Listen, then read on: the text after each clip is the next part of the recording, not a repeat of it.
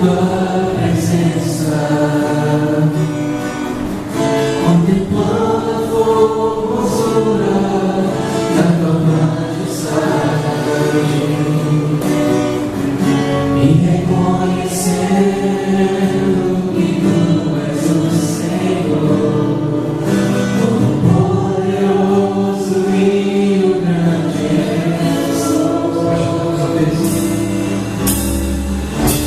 Que você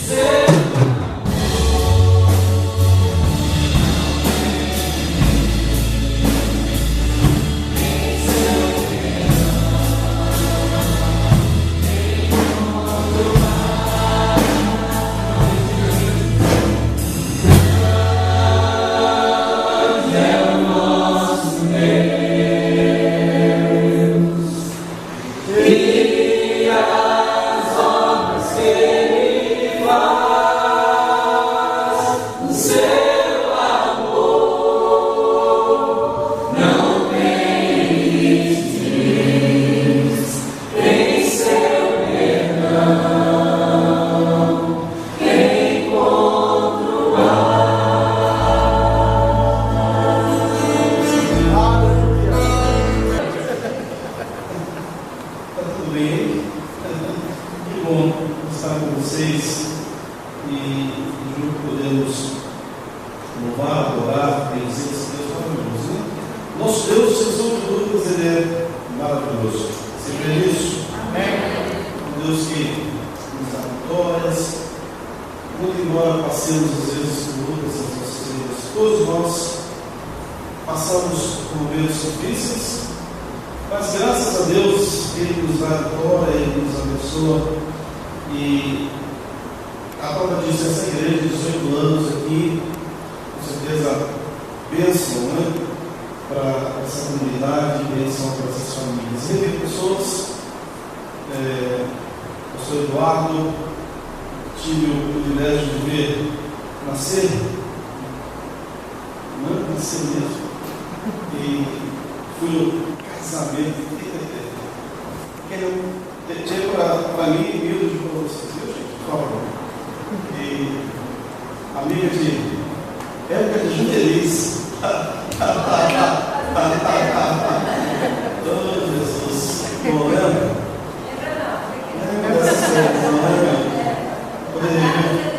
Pois é.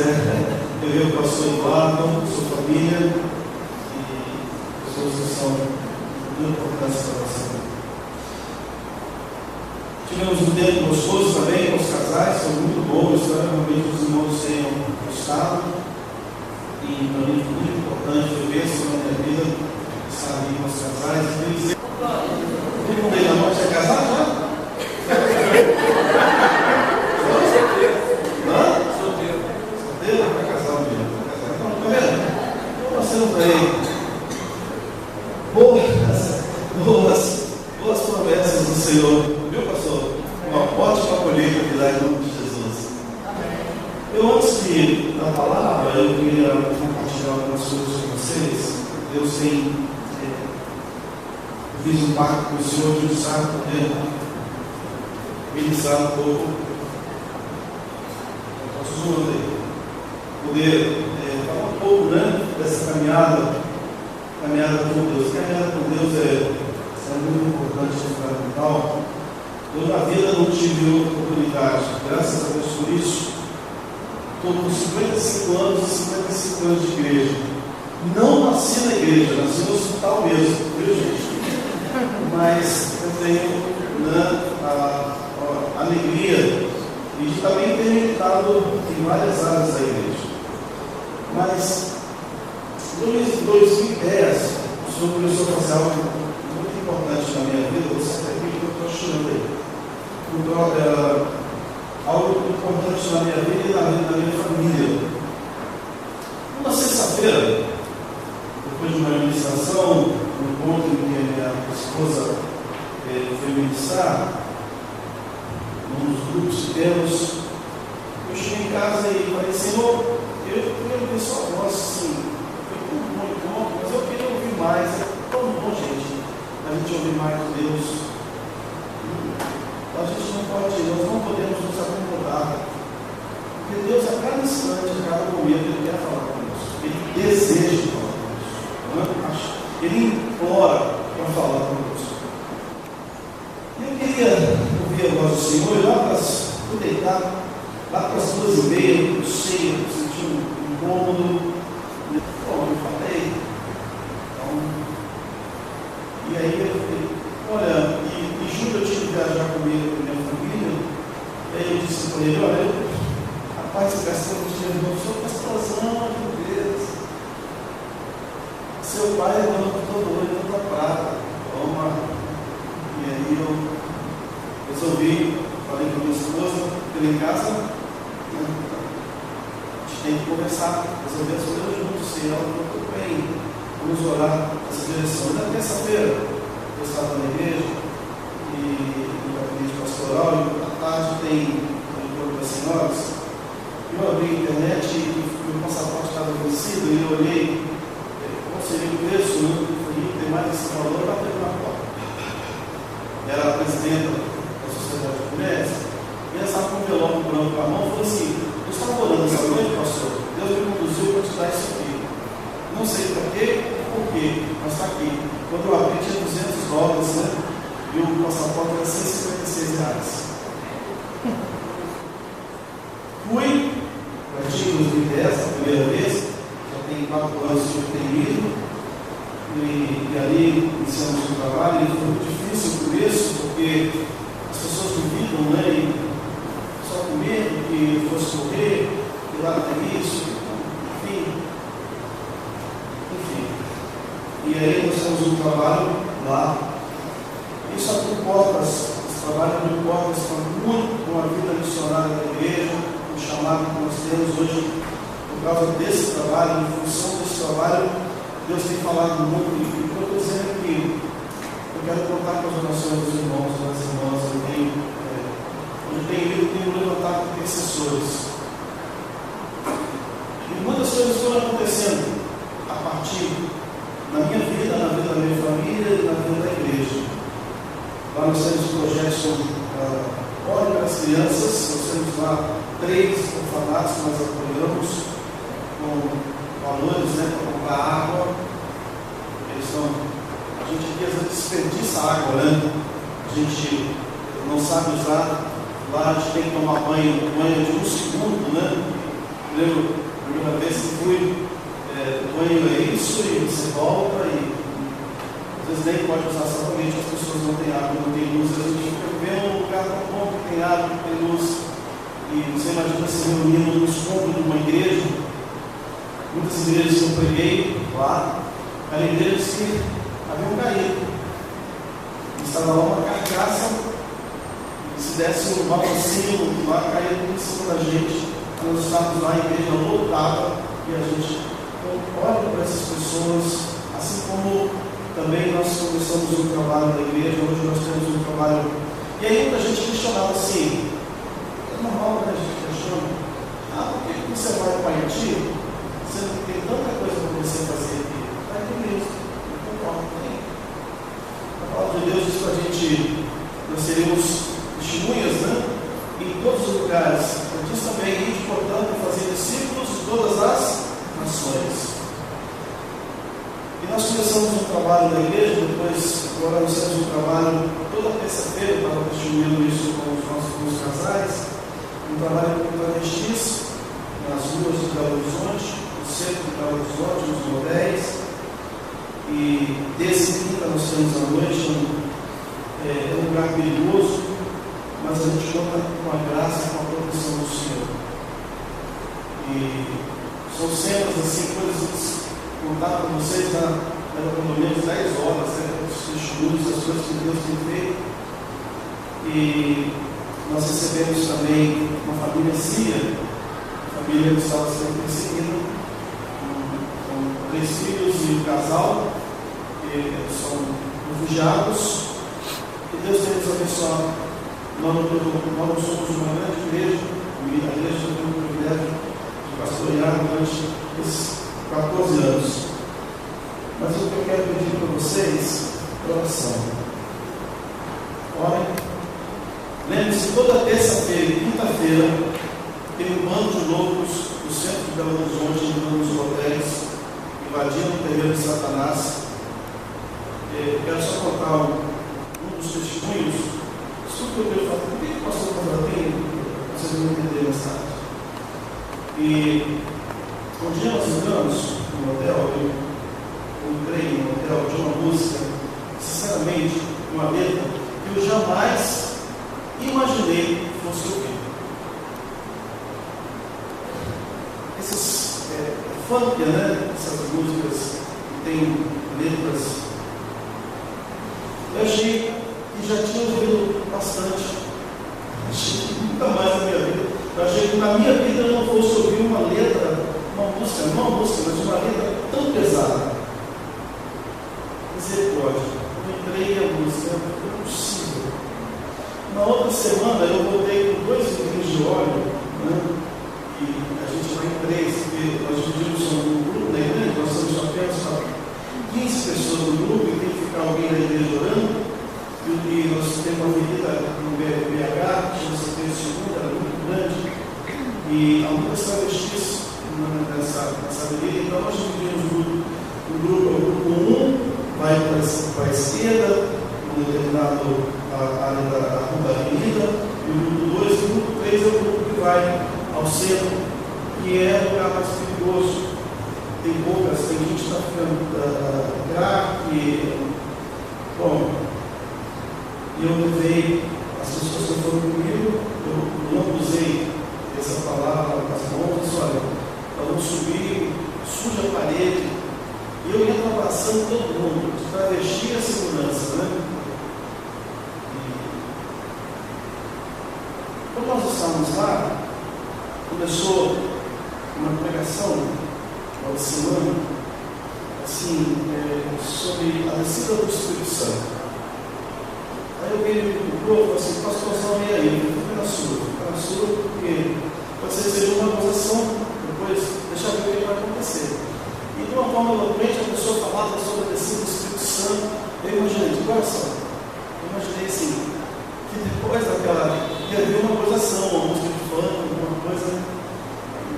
Todo mundo parou, e eu dei umas 20 travestis assim no corredor, e os clientes também, todo mundo corrido pela pregação. Daqui a pouco parou e começou assim: eu navegarei no oceano do Espírito. Onde o Evangelho penetra, as pessoas fez um silêncio naquele local, e todo mundo veio perguntar: vocês são da onde? Que igreja? São várias pessoas, o trabalho não é da igreja metodista, aliás, eu sou da igreja presbiteriana. Então, o testemunho que eu tenho, querido, é onde o Evangelho penetra, as coisas vão se ver isso. Amém. E eu fui então conversar com o segurança e falei: rapaz, foi você, né? Eu falei: foi, porque vocês vêm aqui, escuta, aquelas músicas são ofensivas a vocês, eu tenho certeza. Então, eu quero amenizar o sofrimento de vocês. Você pensa em alguém compreender isso. Então, para essas coisas, nós precisamos ter coragem. E Deus chama a sua igreja. Eu fui para imaginar, a Ana Odete disse que essa igreja tem 18 anos. Quando começou, nós precisamos de muita coragem, nós precisamos de muita coragem para defender a nossa família, para defender a nossa fé, para defender a nossa dignidade, para defender a nossa fidelidade, defender a nossa dignidade. Nós precisamos de muita coragem, fé e amor e obediência ao Senhor. Mas às vezes o inimigo, assim, a luta ela é grande no nosso dia a dia, no nosso caminhar. Não é fácil, mas é extremamente abençoador. A luta é árdua, mas nós temos a graça de Deus, o poder de Deus, o amor do Senhor, que vem no Senhor a nosso favor. E para ilustrar isso, eu queria te contar, meu querido, com muito carinho, se você puder colocar-se em pé, abrir a sua Bíblia no livro de 2 Samuel. Eu quero usar um texto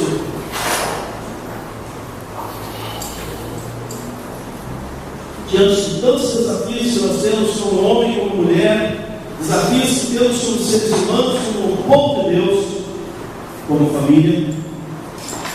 2 Samuel, capítulo 23. Faremos a leitura apenas dos versículos 11 e 12. Essa é uma história maravilhosa. É bem possível que você já tenha por diversas vezes ouvido essa história, meditado sobre ela.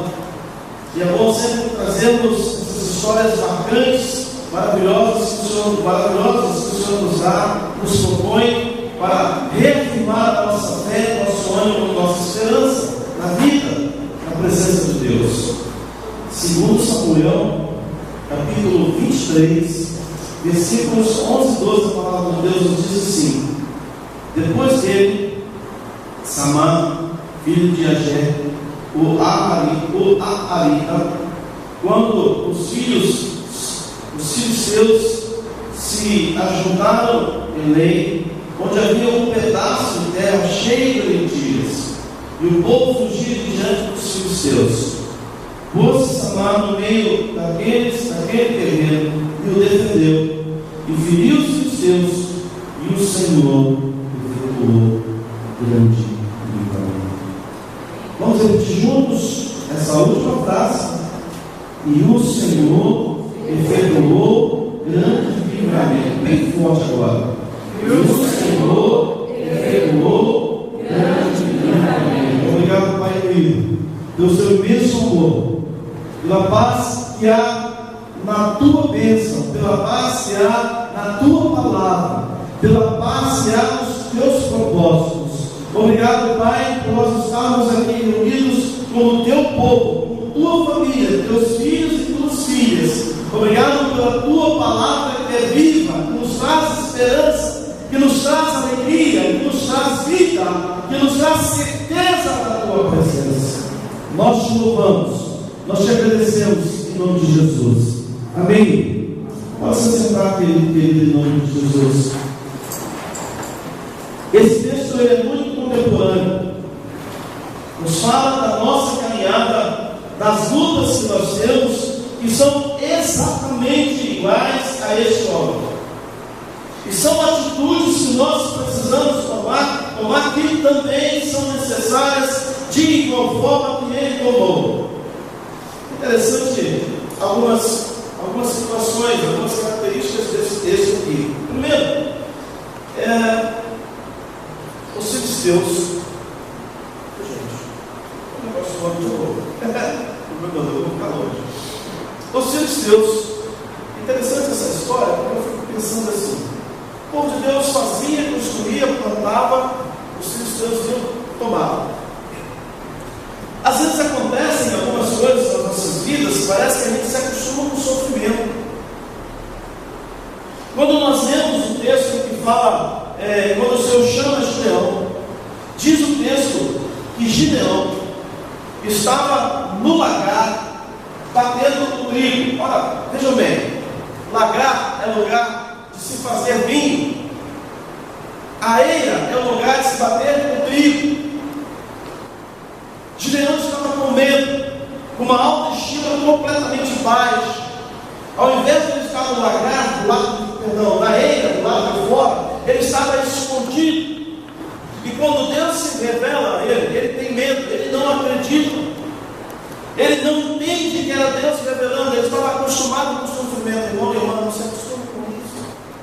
Não se acostume com as adversidades. Alguém disse: nós estamos aqui, nós sentamos aqui, que é um alvo que eu tenho que prosseguir. O apóstolo Paulo vai dizer isso, que ele, apesar da dificuldade, alguns escritores dizem que ele estava como pastor, eu preciso crescer como ovelha, eu preciso crescer como igreja, eu preciso expandir na presença de Deus, para sermos homens e mulheres saudáveis no reino do Senhor, no reino de Deus. Gideão estava acostumado, e por estar acostumado com o sofrimento, quando Deus se revela a ele de uma forma tão encantadora, tão maravilhosa, ele não acredita. Ele deve ter pensado assim: para quê? Venha os filisteus e vão acabar. Por isso ele estava escondido, com a sua autoestima baixa, sem esperança, sem ânimo, sem alegria. É diferente do que fala o texto dessa noite. Diz que este homem, ele tinha um pequeno campo. Agora tem que a lentilha não vale absolutamente nada, vamos falar assim, algo tão barato. Aliás, esse texto, lentilha vai aparecer 2 vezes na palavra de Deus, quando alguém traz o irmão, você sabe onde está esse texto, quem é que fez isso, e agora aparece aqui um pequeno campo, ele é um valente de Davi, ele está no campo cheio de lentilhas, e diz que o povo fugia da presença dos filisteus. O povo estava com medo, sem ânimo, sem esperança. As coisas acontecem assim, eles vão vir novamente, vão tomar tudo que construímos, tudo que reconstruímos, tudo que constituímos. Para que lutar? Para que enfrentar? Não há como fugir. Diz o nosso pensamento, como jovem, como família, como pai, como esposo, no casamento, na igreja. Mas a atitude deste homem tem algumas características que eu acho assim, tão importantes nesses dias que estamos vivendo. Primeiro, que coragem, fala a verdade. Era um grande exército e ele se posta no meio do campo e ele disse: aqui não, desta vez não. Coragem, nós precisamos de coragem na vida para enfrentarmos as adversidades e dificuldades na vida. E quantas são elas? Às vezes na saúde, na vida financeira, na vida emocional, nos problemas físicos, na doença de alguém. É preciso coragem realmente para enfrentarmos as dificuldades e adversidades da vida, para mantermos a família, para mantermos o casamento. Nosso casamento é um campo de lentilha, a nossa família é um campo de lentilha. Nós precisamos também, de igual forma, termos coragem, irmãos e irmãs, para vencermos em nome de Jesus. Era um pequeno campo, talvez um campo insignificante, mas falava muito alto. O problema não é o campo, o problema não é o pequeno campo. O que está em jogo não são as lentilhas. O que está em jogo não são as lentilhas, não é a plantação, não é o primeiro campo, ou não é o pequeno campo. O que está em jogo é a coragem e a determinação de dizer que Deus é maior que os céus. Basta. Há situações na nossa vida que nós precisamos ter coragem de dizer: basta. Basta a infidelidade, basta a falta de compromisso, basta aquilo que o mundo tem tentado colocar no nosso coração, na nossa mente, aquilo que o mundo tem tentado introduzir na nossa casa, na nossa família, e nós precisamos ter coragem para dizer não. Ter coragem para dizer não. Algo que a primeira coisa que me salta aos olhos é isso. Coragem de enfrentar sozinho. Diz que o povo estava sem esperança. Se foge é porque estava cegando. Se foge é porque estava sem esperança. Se foge é porque não queria lutar. Se foge é porque não havia coragem. Queria dizer para os jovens que aqui estão: tenha coragem para ser fiel ao seu Deus. Na verdade, eu me lembro que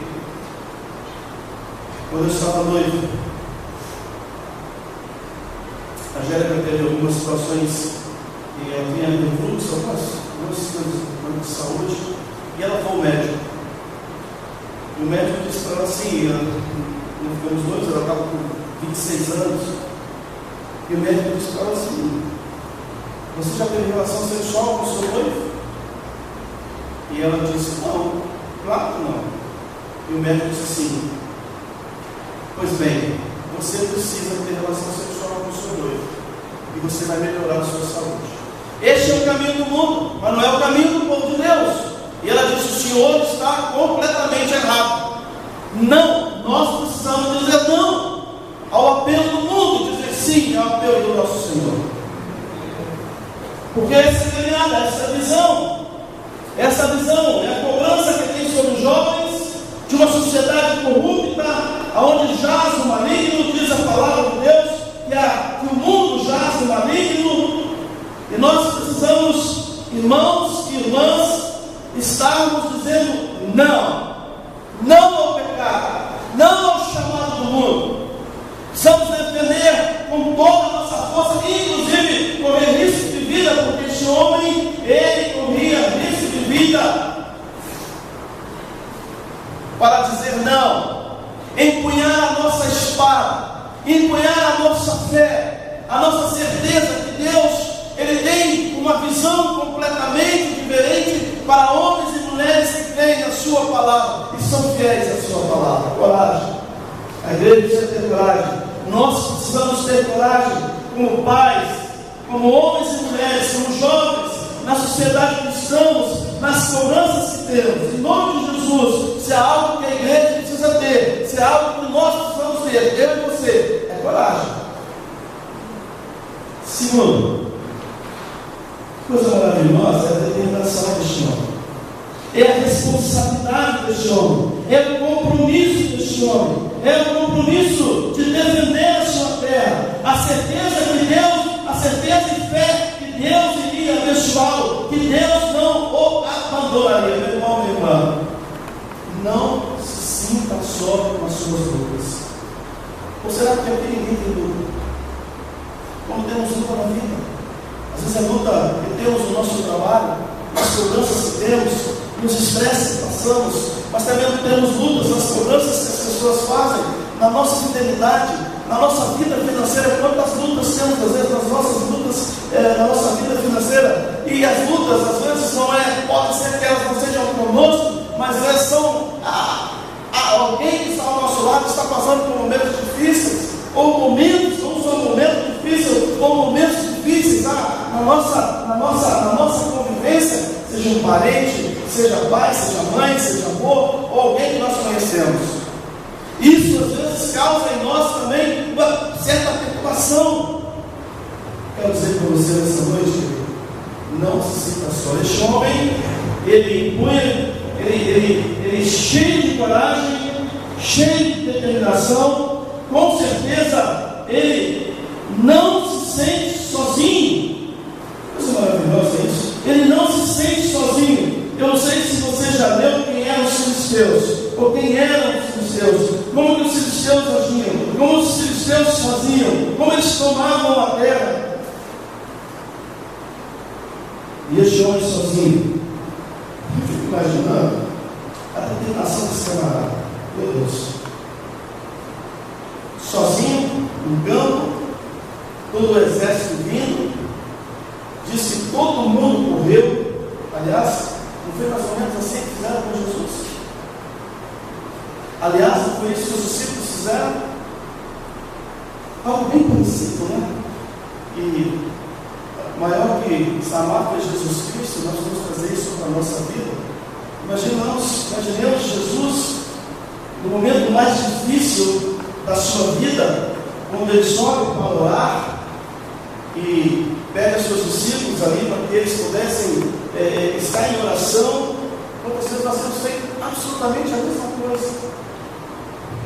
Quantas vezes, ao invés de tomarmos a mesma atitude que Samar tomou, a mesma atitude de coragem, de determinação, de fé, de credibilidade, em todos os momentos da sua vida, ou em todos os momentos da nossa vida, nós fugimos ou fazemos a mesma coisa que os discípulos fizeram. É a mesma, não há diferença, não é? Ou não estamos num monte de oração, mas no nosso dia a dia, na nossa postura ou nas nossas ações, fazemos absolutamente a mesma coisa. Quando somos infiéis, quando não assumimos compromissos que o Senhor tem determinado para a igreja, para que eu e você possamos agir na nossa vida, não há diferença. Não estamos no monte para ficarmos ajoelhados. Diz o texto que quando Jesus voltava, os discípulos estavam dormindo. Jesus os acordou, voltou, retorna. Eles estavam novamente dormindo. Prova de falta de compromisso, de fidelidade para com Deus. Meus irmãos e irmãs, a nossa fé, a nossa coragem, a nossa determinação, elas serão cobradas e apuradas a cada dia na nossa vida, a cada momento na nossa vida, em todos os estágios da nossa vida. Por isso, querido, são vários estágios que nós precisamos defender. A nossa família é um campo de eleitivo. Vai chegar um momento que você vai precisar tomar, e nós vamos precisar tomar a mesma atitude de Samar. E é bem possível que você esteja sozinho. É bem possível que estejamos sozinhos. Vai chegar um momento na vida pessoal que nós precisamos, se já não chegou, vai chegar, que nós vamos precisar tomar a mesma atitude de Samar sozinho. E vai chegar um momento, pode ter certeza absoluta, que as pessoas também irão fazer a mesma coisa, se é que nós não iremos fazê-lo. Fugir. Aliás, mais fácil é fugir. Mais fácil mais cômodo, o mais fácil é fugir. E aí a gente lembra aqui, é bom a gente fazer um retrospecto da palavra de Deus. Eu lembro aqui de Jonas. Mais fácil é para Tarsis. Tarsis é lugar cômodo. Tarsis é um lugar bonito, não é um lugar onde ele ia encontrar paz, entre aspas, onde ele ia encontrar alegria, entre aspas, onde ele ia encontrar tranquilidade, entre aspas. Mas Nínive não. Nínive era a capital dos assírios, lugar de morte, lugar de trabalho, lugar de desafios, lugar onde ele precisava se posicionar como homem de Deus. Sempre será mais fácil fugirmos, sempre será mais fácil rompermos os laços com a igreja, nós rompemos os laços de casados, abandonarmos a família. Sempre é mais fácil do que nós lutarmos para um crescimento emocional, lutarmos para um crescimento espiritual. Muito mais fácil é fugirmos. Está a prova do Senhor aqui na palavra, ou seja, em Samuel ou em outros lugares. É mais fácil fugir, é muito mais difícil enfrentar os problemas.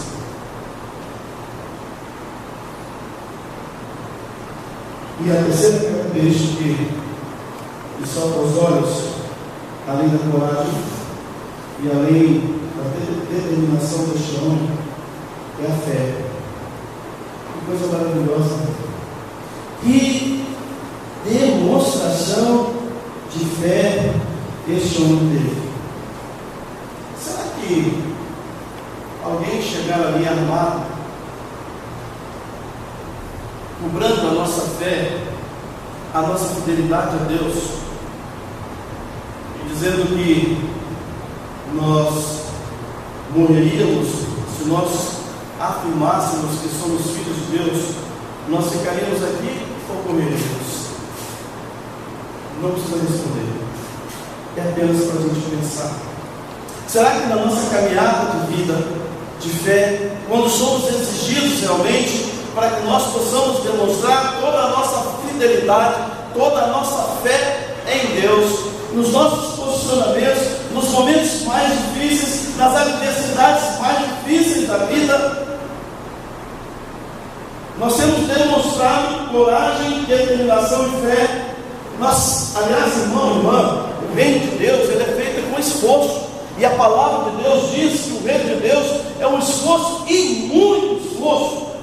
Não é um pequeno esforço. O reino de Deus ele é tomado por muito esforço, por um grande esforço.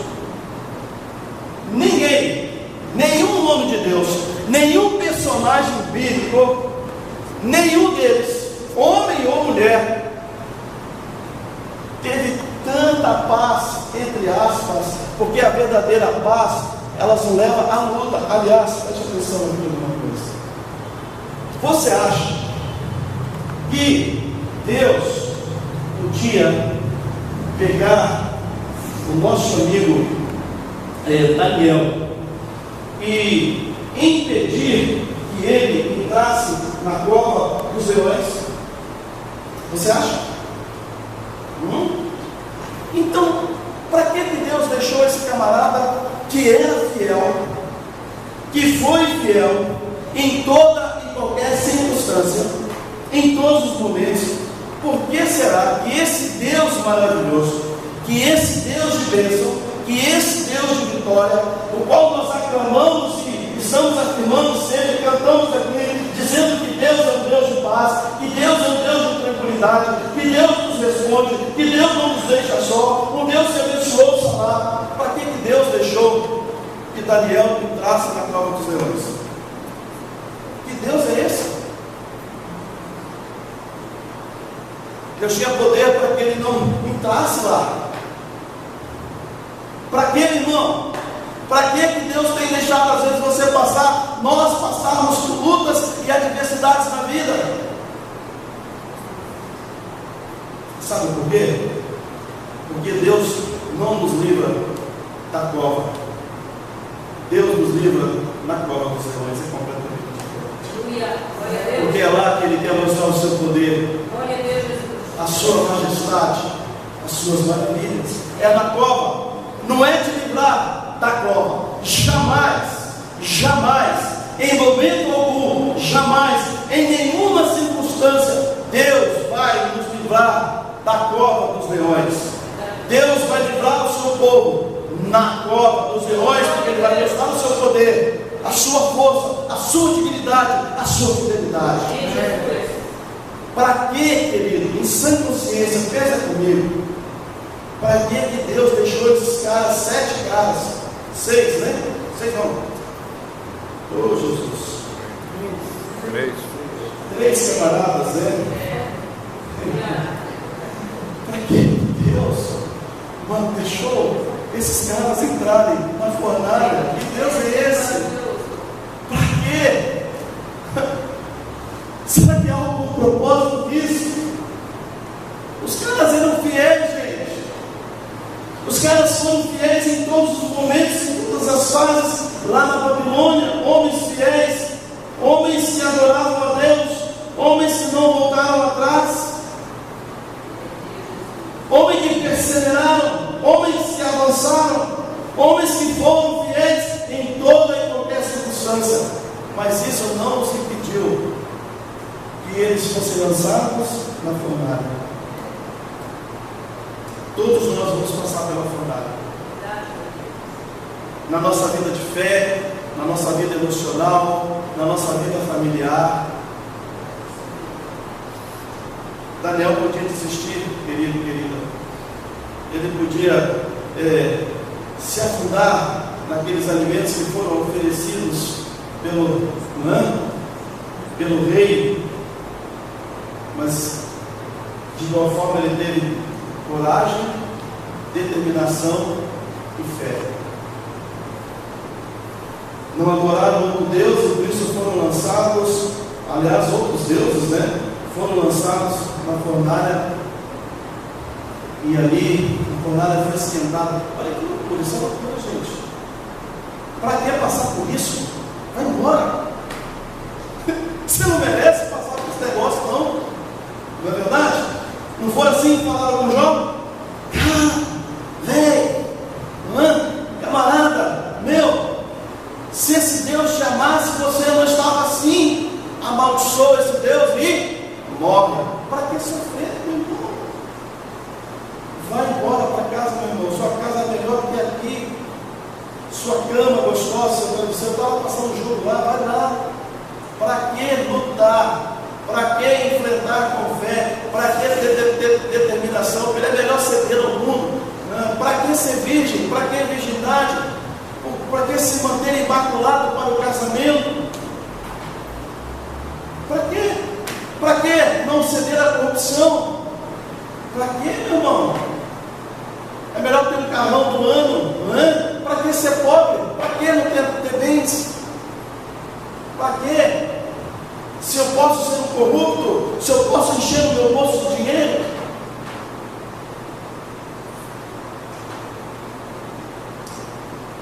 E tantos outros personagens, né? Bíblicos que passaram por tantas adversidades na vida, mas que souberam honrar o Senhor sobre toda e qualquer circunstância. Eu quero terminar dizendo para você que vale a pena ter coragem, sim, de dizer basta, de dizer não. Vale a pena dizer sim ao nosso Senhor, sobre toda e qualquer circunstância. Não importa as circunstâncias. Antigamente tinha um cântico, né? Na minha época dizia que a gente não deve olhar as circunstâncias, porque quando a gente olha as circunstâncias da vida, a gente afunda. Não foi assim com Pedrão? O Senhor, quando ele queria andar sobre as águas, ele queria andar sobre as águas, e a partir do momento em que ele olha para as circunstâncias que estavam ao seu redor e ao seu derredor, o mar, o voo, ele tem medo, ele não quer avançar, ele olha as circunstâncias e ele afunda. Se nós olharmos as circunstâncias, irmãos e irmãs, e não olharmos para Deus, não olharmos para o alvo, que é o nosso Senhor Jesus, nós também vamos afundar. Nossa família vai fracassar e nós vamos ceder a tantas coisas que nós não podemos ceder. E quando a gente olha, né, a gente sem nenhuma crítica aqui, quando a gente olha como o testemunho machuca, quando a gente vê que um casal caiu, que uma família foi destruída, que alguém separou-se, que alguém foi infiel à sua esposa, que alguém foi infiel ao seu esposo, algo que acontece dessa forma no nosso meio, como dói no nosso coração. E eu fico a imaginar, embora tenhamos um Deus perdoador, um Deus de uma grande misericórdia, como se dói, fala a verdade, como dói. Então nós precisamos, em nome de Jesus, embora passemos por lutas nas nossas vidas, nós precisamos ter coragem. Jovem, tenha coragem. Tenha coragem de dizer não e dizer sim para o Senhor Jesus. Nós que somos adultos, homens e mulheres, tenhamos coragem. Coragem para dizer não a tantas coisas que têm abalado a nossa sociedade e tantas coisas que às vezes o inimigo quer colocar dentro da nossa casa. Televisão, novelas, um estilo de vida completamente diferente daquele que a palavra de Deus nos propõe, tanta baboseira, tanta besteira que às vezes nós temos incluído. Essas coisas que estão por aí e que às vezes nós nem pensamos, né? É para banguelo, né? Põe na boca e engole de qualquer jeito. Nós precisamos tomar cuidado. Tanta baboseira, novela.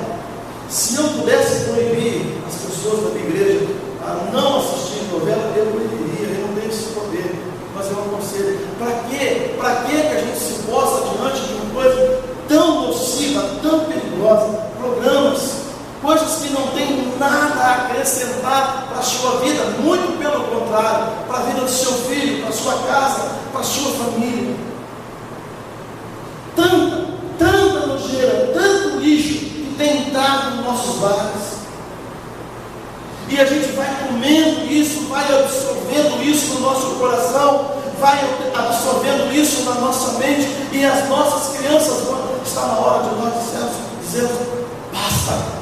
Este homem diz: basta, hoje vocês não vão tomar o meu campo, eu vou defender este campo com a minha vida. Coragem diante de Deus. Agora ele teve determinação, diz determinação, coisa maravilhosa, mas além da determinação, ele teve fé que Deus iria fazer algo maravilhoso. Por isso que Josué disse: santificai-vos hoje, porque amanhã Deus fará maravilha no meio de vós. E é interessante, terminando, concluindo aqui, que diz o texto. Você perguntar assim: vale a pena, pastor? Meu irmão, minha irmã, como vale a pena? Como vale a pena ser fiel a Deus, sobre toda e qualquer circunstância da vida? Olha o que o texto diz: que depois de tudo isso, esse cara se postar ali, não diz o número, né, de quantos filisteus eram, de quantos soldados eram, mas eram muitos, e ele sozinho. Você sozinho pode fazer muita coisa, com a sua fé, com a sua coragem, com a sua determinação, na sua escola, no seu trabalho. Estava dizendo hoje pela manhã, todos nós somos missionários.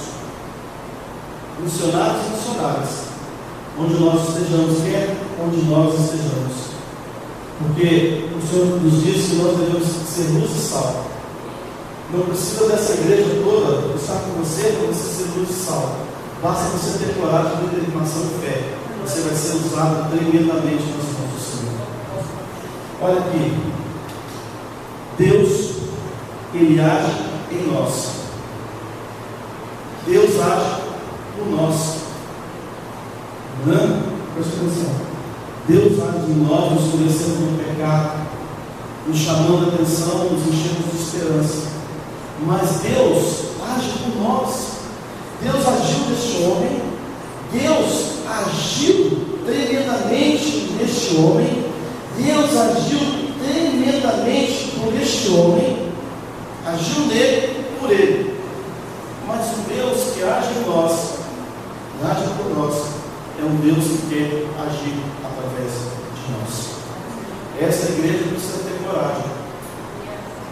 coragem para pregar o Evangelho e transformar a vida deste pai. Vocês têm potencial para isso. Este homem ele destruiu o potencial dele. Vocês têm potencial. O que nós não podemos fazer é igual o Gideão, estarmos presos dentro das quatro paredes. Precisamos ter coragem para pregar o Evangelho. Eu estava olhando este bairro aqui. Que bairro, que lugar delicioso para a gente pregar o Evangelho. Tantas pessoas que vivem aqui nesses apartamentos que precisam conhecer a palavra de Deus. Nós, lá em Carlos Prates, começamos 3 células em uma escola. E as coisas começaram a acontecer. Uma menina queria cometer suicídio, fomos pastorear essa menina, trabalhando com família, algumas meninas se tornando lésbicas, alguns meninos arrumando namorados. Vocês não fazem ideia como Deus, como as pessoas precisam de vocês. Aqui é um enorme campo de lentilha. Ao redor de vocês está um enorme campo de lentilha que os filisteus estão tentando tomar e destruir. Vocês precisam ter coragem. Coragem. A determinação aliada à coragem fez com que este homem não recuasse. Porque eu posso assim, eu sou cheio de coragem, mas quando eu vejo as dificuldades, eu corro. Então nós começamos lá na escola, nessas escolas, e eu vi que a situação estava meio complicada, que eu não estava podendo atender aquela demanda, porque era muito grande. E hoje eu estou me preparando. E cada escola tem 800 alunos. Pode ser isso, mais ou menos? 3 vezes 8, 2.400 crianças, quantas famílias a serem acordadas por vocês?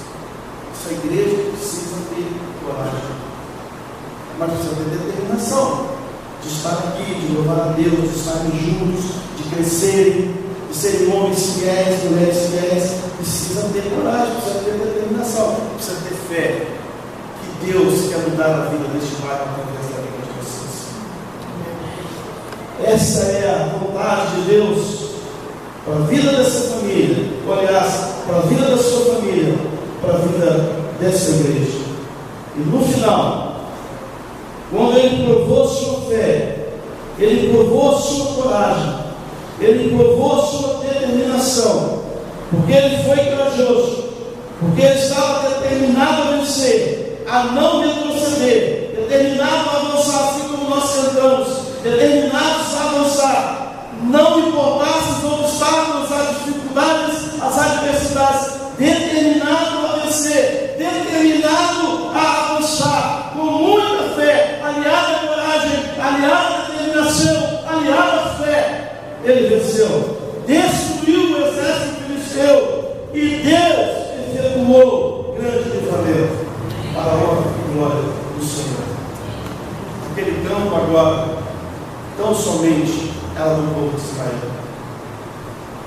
Que Deus te abençoe.